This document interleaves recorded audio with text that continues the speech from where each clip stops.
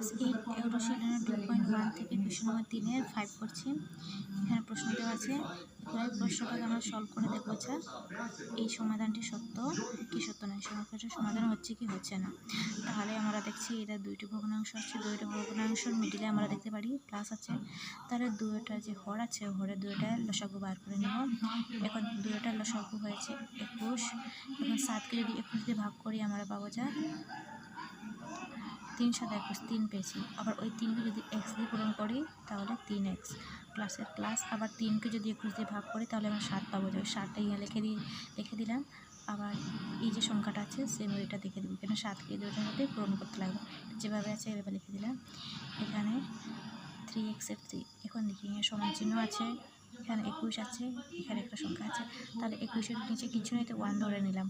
এখন এই সংখ্যাটাকে এবার মিডিলে সমান চিহ্ন আছে তো এলসিএম বার করা যাবে না, ওদিকে এই সংখ্যাটাকে 1 দিয়ে পূরণ করবো, আবার 21কে 2 দিয়ে পূরণ করবো। আবার এইভাবে আমরা লিখে দিলাম 3x এর 3x প্লাস 7কে এই দুইটা দিয়ে পূরণ করবো, 7কে x দিয়ে পূরণ করবো 7x, আবার 7কে একবার 4 দিয়ে পূরণ করবো, প্লাসে মাইনাসে মাইনাস 4 দিয়ে পূরণ করলে 28, আবার সমান চিহ্ন এখন 1 দিয়ে যদি এটা পূরণ করে সেম আনসার আসবে বলে এটাকে এমনি থাকতে।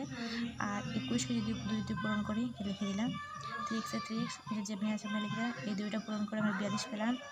আবার এই দুইটা প্লাস করে 10x মাইনাস, আবার এটা সমান চিহ্ন 42, এই দুটো প্লাস মাইনাস আছে, এই দুটো প্লাস x এর x, এই দুটো প্লাস 7 আর 2 দিয়ে ডিভাইড করলে 7। এখন দেখি এটা ফলাফল শুদ্ধ কি অশুদ্ধ।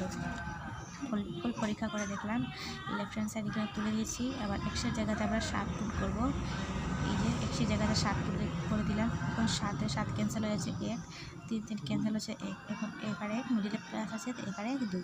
এখানে আমাদের দেখতে পাচ্ছি আমাদের রাইট হ্যান্ড সাইডে 2 ছিল, এখানে আনসার 2 হচ্ছে লেফট হ্যান্ড সাইড এবং right hand side equal to সমান।